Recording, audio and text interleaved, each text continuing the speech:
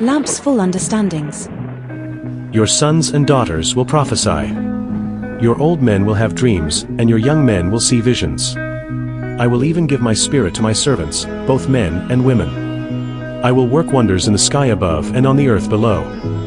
The sun will turn dark, and the moon will be as red as blood before that great and terrible day when I appear. Freely ye have received, freely give. Like, subscribe and share. This verse, made famous by Jesus, says that immediately after the tribulation of those days shall the sun be darkened, and the moon shall not give her light, and the stars shall fall from heaven, and the powers of the heavens shall be shaken. So this is the verse that Jesus speaks. Immediately after the tribulation of those days shall the sun be darkened, and the moon shall not give her light, and the stars shall fall from heaven, and the powers of the heavens shall be shaken. Now, whenever you see sun darkened and moon shall not give her light, or moon dark, right, that's the definition of a solar eclipse. This is a prophecy, and you will always see them in prophetic chapters. So watch, I'll show you some others. This is Isaiah 13, the burden of Babylon. For the stars of heaven and the constellations thereof shall not give their light. The sun shall be darkened in his going forth, and the moon shall not cause her light to shine. And I will punish the world for their evil, and the wicked for their iniquity. And I will cause the arrogancy of the proud to cease, and will lay low the haughtiness of the terrible. It's a prophecy, and this prophecy contains a time when the sun is darkened, and the moon is darkened, and the stars of heaven are all darkened. This is a celestial verse. These conditions, if read literally and correctly, will occur at the time in which this prophecy is occurring. You can get to the right year if you are following, and then you can locate this particular instance of time as you examine the celestial events just within that year. So it's very locatable as long as you've already achieved the knowledge of the timeline of Jesus, because this will be on his timeline, and that narrows the scope of what years you would search in. This particular one, because it speaks of, I will punish the world for their evil. Now watch, this is talking about Babylon, remember? Here you are in Revelation 14. Babylon is fallen because she made all nations drink of the wine of her wrath. You see, so that prophecy that we saw, right, back in Isaiah 13, is likely, because it's connected with Babylon, and it referred to the whole world, all nations, is likely connected to this Babylon. It's not the literal first Babylon. It's the prophetic Babylon. It's now a different nation that also acts like a Babylon. In this case, I believe this is the nation of America. And there's so much more, but I'm going to stop there. I'm primarily trying to point out to you solar eclipse in prophecy. Now this one, take up a lamentation for Pharaoh, king of Egypt. But this is a prophecy concerning Egypt. Now, the purpose here isn't to get into the prophecy as much as to demonstrate this is a prophecy. And when I shall put thee out, I will cover the heaven and make the stars thereof dark, and will cover the sun with a cloud, and the moon shall not give her light. So this is a celestial verse. There's a celestial sign attached to this prophecy.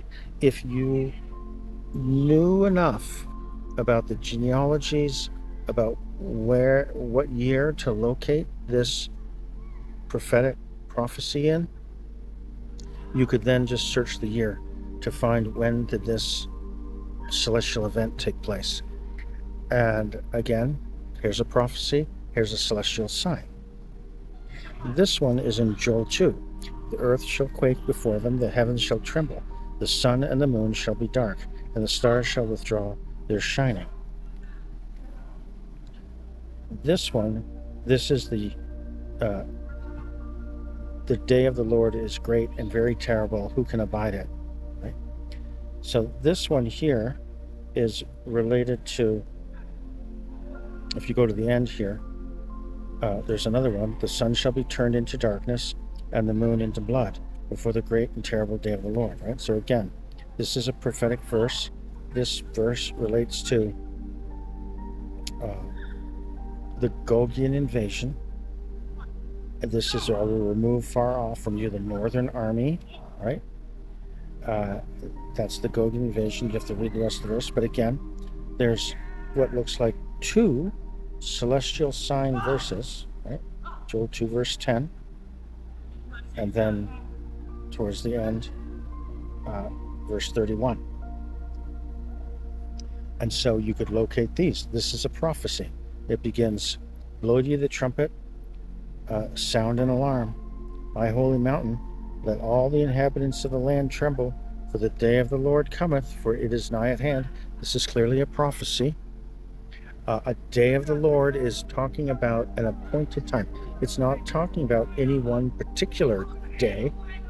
These are called appointed times. This is a day of prophecy that will become fulfilled. The day of the Lord. It's God's prophetic day. There's all kinds of them. So whenever you see that, the day of the Lord, it's never always just one particular day. Joel has a third one. The sun and the moon shall be darkened, and the stars will withdraw their light. This one is a prophecy concerning the valley of Jehoshaphat. This is Tyre and Zidon, Palestine, right? And this is the Hamas war. This is October 7, 2023. This particular solar eclipse occurred October 14, 2023, when Israel first went into Gaza. It was in the evening on bad weather, so cloudy night. This solar eclipse happened just below the horizon. The sun and the moon shall be darkened, right? So it's a solar eclipse, but it's occurring just below the horizon at nighttime. And so at nighttime you would see the stars, but because it's cloudy and rainy that night, the stars withdrew their shining. That's what tells you, the details tells you they diminished their brightness, right? The facts here are telling you what time of day and what the weather condition was. And lo and behold, this is what the weather condition was. Rainy, cloudy skies. The stars diminished their shining. And because it's nighttime, the solar eclipse goes below the horizon. And so this sun and moon shall be darkened, right? It's as though they're both getting darkened, at the same time.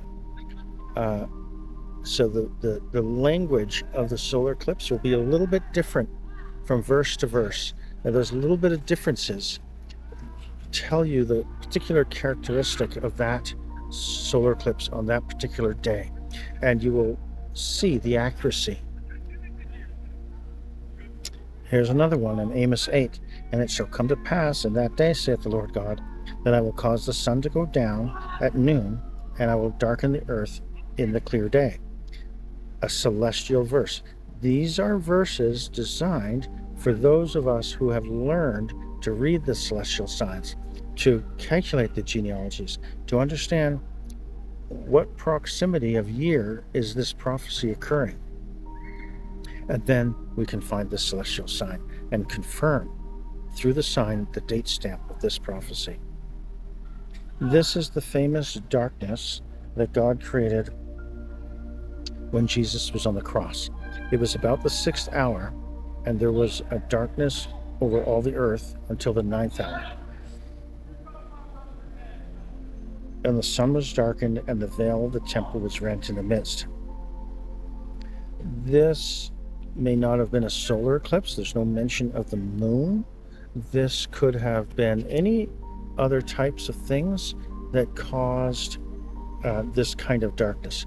We know that there was an earthquake at the time that the temple veil was destroyed. It mentions that in other passages. And there may have been possibly a significant volcanic eruption, which would have spewed a lot of thick smoke into the atmosphere, and this may have been responsible for blocking out the sunlight. This is not an uncommon natural event that was timed to occur when Jesus was on the cross. And there's additional spiritual lessons why it needed to be dark when Jesus was dying on the cross. Significantly because the Passover lambs were required to be sacrificed in the twilight, in the dark. So because Jesus is being crucified on the Passover day, but it's in the middle of the day, he needed to eat the Passover at the correct time, the evening before, in the evening. And his body was sacrificed again on Passover day, but in the height of the day. So God made it dark so that his physical manifestation of the Passover lamb would qualify as a sacrifice happening in the darkness. This is in Acts 2. This is a copy of I'm being quoted from Joel 2. The sun shall be turned into darkness and the moon into blood before the great and notable day of the Lord come. The moon into blood in what's termed always the great and notable day, right? When you see that phrase, this is the day of judgment. This is always associated with tremendous fear, because it's a judgment unto condemnation only, not a judgment unto everlasting life. That already happens at the ingathering. The first judgment is unto everlasting life is a resurrection unto incorruption, no condemnation. But then after Jesus returns, there is a judgment unto condemnation for certain entities. But then at the end of the millennium is a significant judgment, some to everlasting life and some to condemnation. That's the second resurrection. That's the second judgment, of which this day, this sign could relate to. This is Joseph's dream. The sun and the moon and the 11 stars made obeisance to me. This shows up when Jesus is receiving obeisance, when he's being presented in the temple at 44 days old. I believe it's April the 18th, 6 BC. This also shows up among other things. This is one of the reasons why many Christadelphians don't accept this teaching, because when you see the sun and the moon and the stars, even all the hosts of heaven, right, and shouldst be driven to worship them and serve them, which the Lord thy God hath divided unto all nations under heaven, right? This is forbidden. Now, we don't worship them. We're reading them. God made them a gospel in the heavens to be read, right? We're not worshiping them, but they're there as communication. And so this verse is perfectly valid. God never manifested himself to them, that he would have an image for them to have, and he didn't want anyone therefore creating an image, because he never gave them an image. So don't ever create an image, and don't look up to the heavens and worship his creations as things of worship. So here's the verse 3. Don't worship either the sun or the moon or any of the host of heaven. Here Joseph says, blessed be the Lord be his land for the precious things of heaven, and the precious fruits brought forth by the sun, and the precious things put forth by the moon. You see, the precious things that are put forth by the sun and the moon, Joseph understood. These were the signs of heaven. He had a dream related to the sun and the moons, and he understood them as precious objects of information. God is telling us his gospel message as he wrote it within the movement of these precious things. And so here's an example where these things are spoken well of by Joseph, who saw them take on prophetic meaning in a dream. Here we have David saying he appointed the moon for seasons, right? The seasons are Moedim, right? These are appointed times, fixed times. So this is the appointed times. This is the nature of God creating the sun and the moon to display prophetic times, appointed times, Moedim. Here in Isaiah 24, this is a prophecy, and in this prophecy,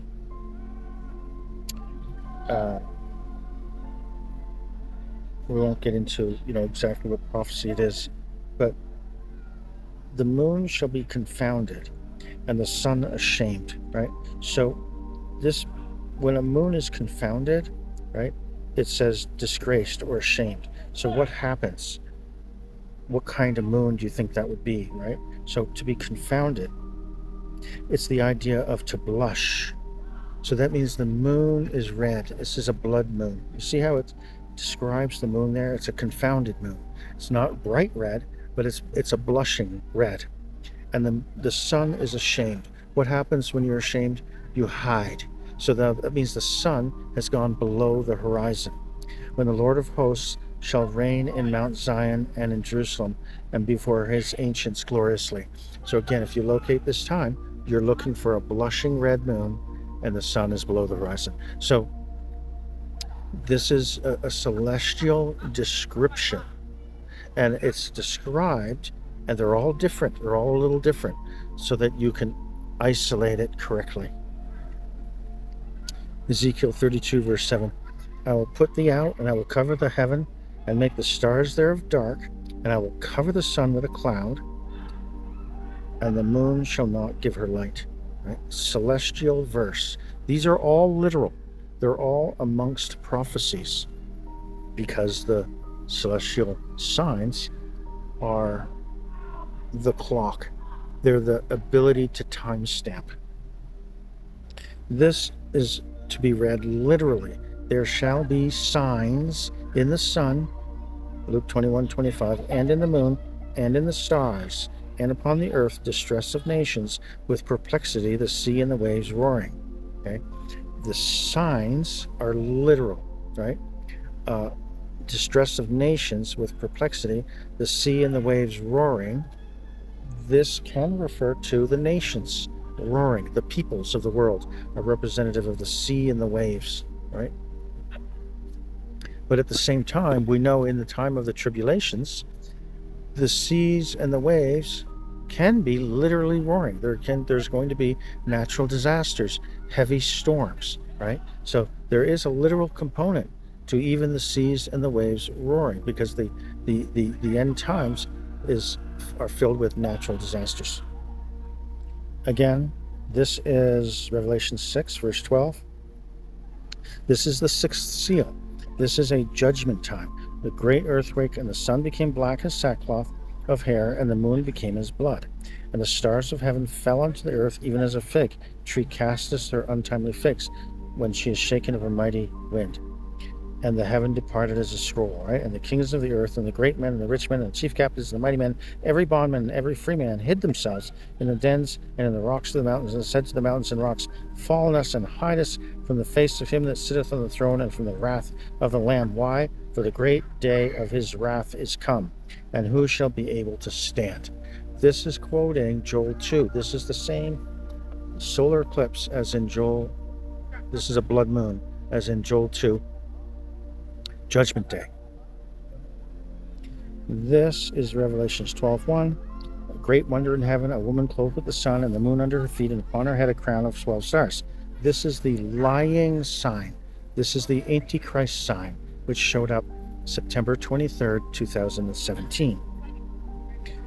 Revelation 6, verse 2, and I saw and behold a white horse, and he that sat on him had a bow, and a crown was given unto him, and he went forth conquering and to conquer. This is Sagittarius, April 9, 27 AD, when Jesus died on the cross. When you go to that day, you see a total of 5 messianic signs, all occurring at sunset as Jesus is being placed into the tomb. Of course, this is a sign because Jupiter is in the constellation, as Jupiter by and large always will be inside the constellation, being described when the celestial sign is taking place. It's like the hand of the clock. It needs to be in the appropriate spot for you to recognize that as the correct time. Revelation 10, verse 1. I saw another mighty angel come down from heaven, clothed with a cloud, and a rainbow was upon his head, and his face was as it were the sun, and his feet as pillars of fire. This is the time in which COVID began. This is dated December 26, 2019. This begins the 7 thunders, the last 7 years. This is the big time of solar eclipse in Sagittarius that signs the beginning of the thunder pre-birth tribulations. Count the number of the beast in Revelations 13:18. This is where the moon is at her feet, April 9, 27 AD. After 3 days and 3 nights, the moon has now moved in front of the feet of Ophiuchus, the serpent bearer. Just as Jesus is coming out of the tomb, the dragon is there waiting to consume the child. In this case, the Roman soldiers are placed there with orders to make sure nothing comes out of that tomb. If they were able, their instructions would be to kill the Messiah again, should he try to step out of that tomb. Kill him again. Of course, the angels are not going to permit that to happen, and they are the ones that fall down and feign dead in fear. This relates to this chapter 12 and 13. Moses also being born, and the handmaids are there to kill him. That's part of the beginning of Revelation 12, allusion to Moses, which is the same things happening to Jesus. Soldiers are stationed right outside his tomb. They're there when he resurrects. And so is the moon now. The moon started at Virgo's feet. After 3 days and 3 nights, it's now at the feet of the serpent bearer. And because we can see that in the celestial heavens, we learn the name of Ophiuchus, the serpent bearer, is called the serpent bearer. And when you put the term the serpent bearer into Gematria, it equals 666. So the wisdom would say if you arrive at the 666 within the context of these chapters, then you have understood the chapters correctly. And I think I'll make this the last one. When Jesus is transfigured, his face did shine as the sun, and his raiment was white as the light. And in this one, January 26, 27 AD, just 2 lunar periods before Lazarus is raised from the dead. So this is a new moon. Lazarus was raised on a new moon, or the day before new moon, the very last day of the month. Lazarus was raised to complete the 69th week of Daniel 9, perfectly the last day of the year. And this transfiguration shows up with a solar eclipse in Aquarius, the water bearer, and the sun is on the clothing, and the sun is shining into his face. And so that's why you have the face did shine as the sun, and his raiment was white as the light. So this happens, and you see two planets representing Elijah and Moses off to the one side of the solar eclipse, and three planets on the other side of the solar eclipse representing the three apostles, who represent those who did not those who were alive at the appearing of Jesus, while Elijah and Moses represent those who were resurrected at the appearing of Jesus. And this will be the August 2nd, 2027. So this vision of transfiguration is actually a vision of Jesus appearing and the resurrection, the ingathering that occurs at that time as Jesus first appears coming into his kingdom. And so let's go back to Matthew 24, where we started, immediately after the tribulation of those days. The tribulations being referred to here are, and it's immediately after them, is referring to the first four tribulations of Revelation 8. Revelation 8 contains a time of silence, just like Revelation. Stop the wind from blowing on the air and on the sea and on any trees, no rustling of anything. Silence on earth, silence in heaven. Right? And then what happens? Seal the living. Don't hurt the earth or the sea until they're protected. Once they're all protected, right? Hurt not the sea or the trees until these are sealed. And then once they're protected, now you can start to go down the 4 months of the first four tribulations. And the first four tribulations are hurting the trees, hurting the salt water, hurting the fresh water, rivers, turning them all to poison and blood. And then there's so much activity in terms of a great star comes from heaven, a great mountain burning with fire is cast into the sea, and the first angel, hail and fire mixed with blood are cast upon the earth. So all these castings from heaven to the earth cause earth destruction. Just like Rahab lives through the destruction of Jericho, yet her piece of the wall doesn't fall. She survives the tribulation. So also the servants are protected, sealed, but they have to live through those tribulations. And then you get to the last three woes. And the last three woes say, woe, woe, woe to the inhabitants of the earth. Because once you get to that fifth woe starts, or as it's beginning, you have the fifth trumpet. And at that fifth trumpet, it's a new moon. That's the solar eclipse that Jesus talks about in Matthew 24. That one is immediately after the four tribulations of those days. And that solar eclipse is located very close to Israel. It's located going through Egypt, because that's the destination of Jesus, Israel. So that's where the epicenter of the solar eclipse is. And it's a total solar eclipse. And so this is how we read the verse. And if we actually see where it says the stars shall fall from heaven, that's also a time of heavy meteor showers that are also occurring. So that's been verified. Meteor showers only occur when the earth is revolved around and it's passing through the location of meteor showers. So they have certain seasons. So it's telling you this will be a season for meteor showers. And is it? Yes, it is. I identified that. And that is how you can additionally confirm that you have the correct solar eclipse in the correct year, because the meteor showers were fulfilled at this correct time as well, August the 2nd, 2027.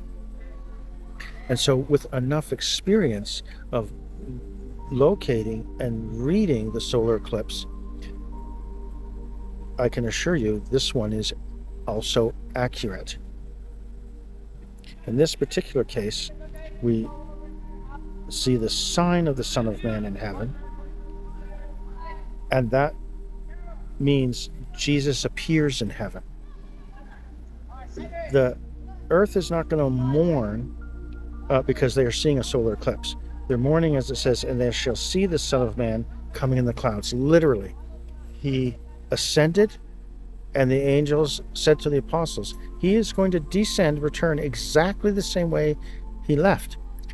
His feet were touching Mount Olivet, and then they were lifted off. He rose till he disappeared into the clouds. He's going to return the same way. He first appears in the clouds, and then he descends, and his feet literally touch Mount Olivet again. He's going to return exactly the same way he left. Literally, many may try to spiritualize these clouds because they don't believe Jesus returns like this or something. But it's not spiritual clouds, it's literal clouds. And so hopefully you have found this helpful to see the locations of verses that represent celestial signs, and there's so many of them that you never noticed because it wasn't something you were looking for. But I noticed, I found them, at least all the important ones that are forward to our time. And this is the one, August 2nd, 2027. Jesus will appear in the clouds upon his return. Like, subscribe and share.